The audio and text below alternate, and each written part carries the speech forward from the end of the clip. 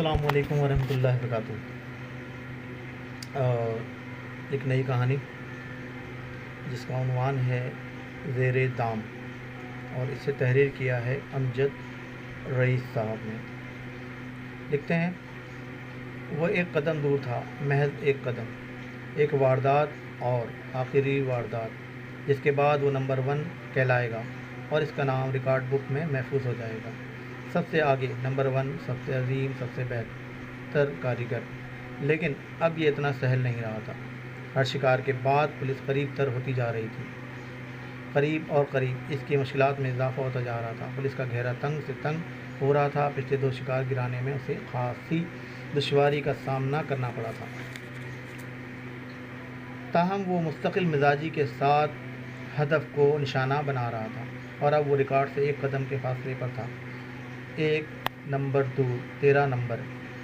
وہ بہت قریب آ گیا تھا، لیکن 13ویں ہدف کا حصول انتہائی مشکل دکھائی دے رہا تھا۔ پولیس ہوشیار تھی، چوکنا تھی، اس کے بہت نزدیک تھی۔ شکار بھی حد درجہ محتاط ہو چکے تھے، تاہم اسے تو اپنا کام مکمل کرنا تھا۔ لازوال شہرت اس کی منتظر تھی۔ منزل کے قریب پہنچنے کے بعد اب وہ پیچھے نہیں ہٹ سکتا تھا۔ 13واں شکار اسے گرانا ہی تھا، جو بظاہر ناممکن نظر آ رہا تھا۔ اخبارات چیخ رہے تھے، میڈیا شور مچا رہا تھا، کسی کی سمجھ میں نہیں آ رہا تھا۔ شہر میں خوف و دہشت کا راج تھا۔ پولیس پر بہت زیادہ دباؤ تھا، مگر وہ اپنے ہدف سے ہٹنے کو تیار نہ تھا۔ سنہرے دراز کیسو موت کی علامت بن چکے تھے۔ سنہری زلفوں والی نرسوں نے بال رنگنے شروع کر دیے تھے۔ 12 ہفتوں میں 12 نرسیں قتل ہو چکی تھیں۔ نرسوں نے ڈیوٹی سے غائب ہونا شروع کر دیا تھا۔ ہر کوئی محتاط تھا، پولیس اور نگراں تھی۔ اس نے منظر نامے پر گہری نظر رکھی ہوئی تھی۔ مطلوبہ ہدف کے حصول میں اسے شدید خطرات کا سامنا تھا۔ اخبارات کی سنسنی خیز سرخیاں اس کے لیے چھٹکارے کا کام دے رہی تھیں۔ 13ویں ہفتے کے دن ایک ایک کر کے گزر رہے تھے۔ گزشتہ کئی ہفتوں میں بارہا اس نے سوچا کہ فل اسٹاپ لگا کر خود کو پولیس کے حوالے کر دے، تاہم وہ خود کو حوالے کرنے کے لیے کنفیوز تھا۔ در حقیقت اسے توقع تھی کہ وہ پکڑا جائے گا، تاہم وہ کئی بار بال بچا۔ دوسرے ریکارڈ بنانے کی حرص اس کے لیے مہمیز کا کام دیتی رہی، اور وہ 12 کے ہندسے تک جا پہنچا۔ اخبارات اور ٹی وی کی خبروں اور مسالہ شو میں بھی مستقل اسے اکساتے رہے۔ ہر دور کا وہ سب سے بڑا قاتل بننے جا رہا تھا، نرسوں کا عظیم قاتل، ناقابل شکست اور انوکھا۔ 13واں شکار اس کے لیے چیلنج بن گیا تھا۔ 13واں ہفتہ تیزی سے گزر رہا تھا۔ بہرحال اسے اپنے شیڈول کے مطابق اسی ہفتے کچھ نہ کچھ کرنا تھا۔ بالآخر اسے مطلوبہ نرس مل گئی۔ وہ احتیاط سے اپنے شکار پر نظر رکھے ہوئے تھا۔ نرس پارک سلوپ کے فرسٹ اسٹریٹ پر رہائش پذیر تھی۔ جس میڈیکل سینٹر میں وہ کام کرتی تھی وہ اس کی رہائش گاہ سے قریب تھا۔ وہ بآسانی پیدل میڈیکل سینٹر پہنچ سکتی تھی۔ ہفتے کا آخری دن شروع ہو گیا تھا۔ اس نے اندازہ لگایا کہ نرس اس علاقے میں نئی تھی۔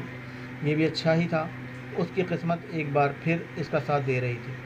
یہ نرس تمام مقتول نرسوں سے زیادہ خوبصورت تھی۔ تیز دھار چھری اس کے لباس میں پوشیدہ تھی۔ وہ چھری کو سہلاتے ہوئے محسوس کر رہا تھا۔ وہ فیصلہ کر چکا تھا کہ نرس کو کہاں ٹھکانے لگانا ہے۔ وہ نرس کی رہائشی بلڈنگ کا اچھی طرح جائزہ لے چکا تھا۔ شام میں سنہری بالوں والی نرس میڈیکل سینٹر سے نکل کر رہائش گاہ کی طرف چل پڑی۔ وہ تعاقب میں لگ گیا۔ 10 منٹ بعد نرس بلڈنگ میں داخل ہو رہی تھی۔ تعاقب کے دوران میں نیم تاریک سنسان سڑک، نرس نے صرف ایک بار پلٹ کر دیکھا تھا، مگر وہ بروقت پھرتی سے ایک مجسمے کی آڑ میں سرک چکا تھا۔ عمارت کے اندر اس نے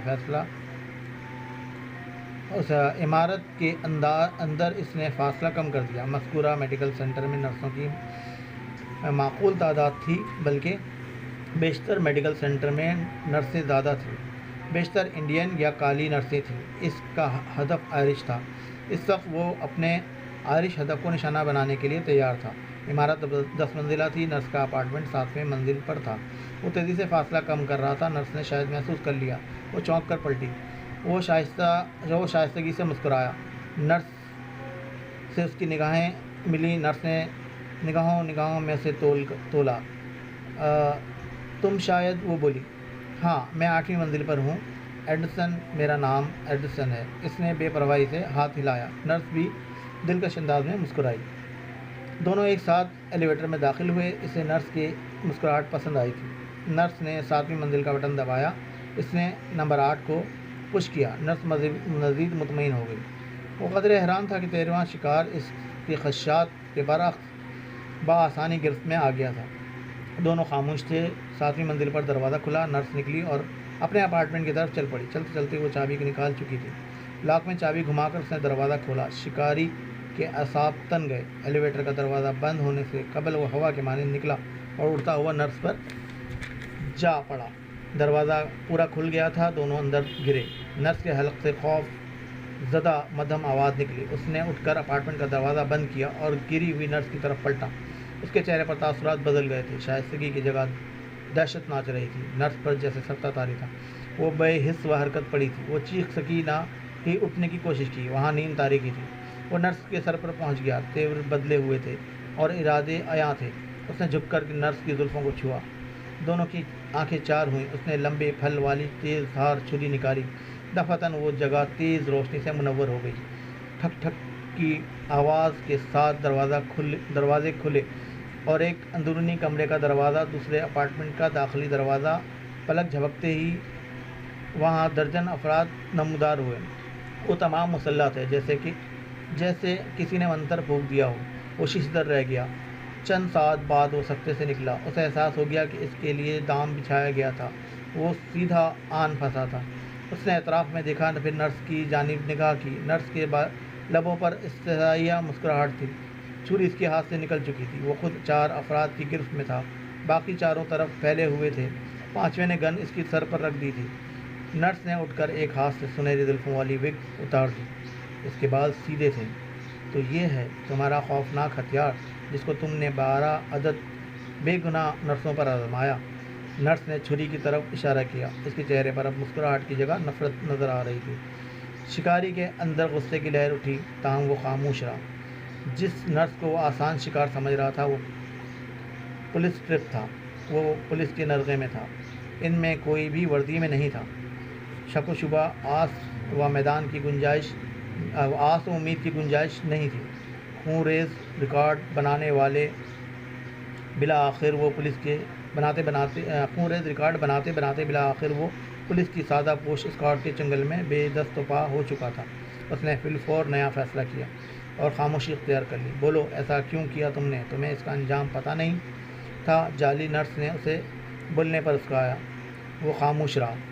تم شیطان ہو، ایک انسان نما درندے ہو۔ نرس کے لباس والی نے سنہری وگ اس کے منہ پر دے ماری۔ وہ خاموش رہا۔ تمہارے ساتھ بھی وہی کچھ ہوگا جو تم نے نرسوں کے ساتھ کیا تھا، وہ غضبناک انداز میں بولی۔ وہ مسکرا اٹھا اور آہستہ سے بولا، میرے ساتھ کیا ہوگا اس کا فیصلہ تو عدالت کرے گی۔ عدالت؟ ہاں، مجھے اپنے حقوق کا علم ہے۔ میں اپنے وکیل کو دیکھنا پسند کروں گا۔ تم لوگ مجھے گرفتار کر سکتے ہو۔ مجھے جو کہنا ہے وہ میں وکیل کے سامنے کہوں گا۔ گن ہٹاؤ اور ہتھ کڑی لگا لو۔ اوہ، حقوق، وکیل! وگ والی نرس نے جوابی مسکراہٹ اچھالی۔ یہ ایک زہریلی مسکراہٹ تھی۔ گرفتاری؟ آئی سی، یعنی ہم تمہیں گرفتار کر کے حوالات کی نظر کر دیں، وہاں قانون کے مطابق تمہارے لیے وکیل کا بندوبست کیا جائے۔ ہاں، یہی تمہاری ڈیوٹی ہے۔ وہ بدستور مسکرا رہا تھا۔ ڈارلنگ، وہ تو ذو معنی انداز میں زہر خندہ سے گویا ہوئی۔ تم کیسی احمقانہ باتیں کر رہے ہو؟ کیسے حقوق؟ کہاں کا وکیل؟ تمہارے لیے ہم نے اپنا قانون نافذ کرنے کا فیصلہ کیا ہے۔ آخر تمہیں کس بات نے یہ سوچنے پر مجبور کیا کہ ہمارا تعلق پولیس سے ہے؟ اختتام پذیر۔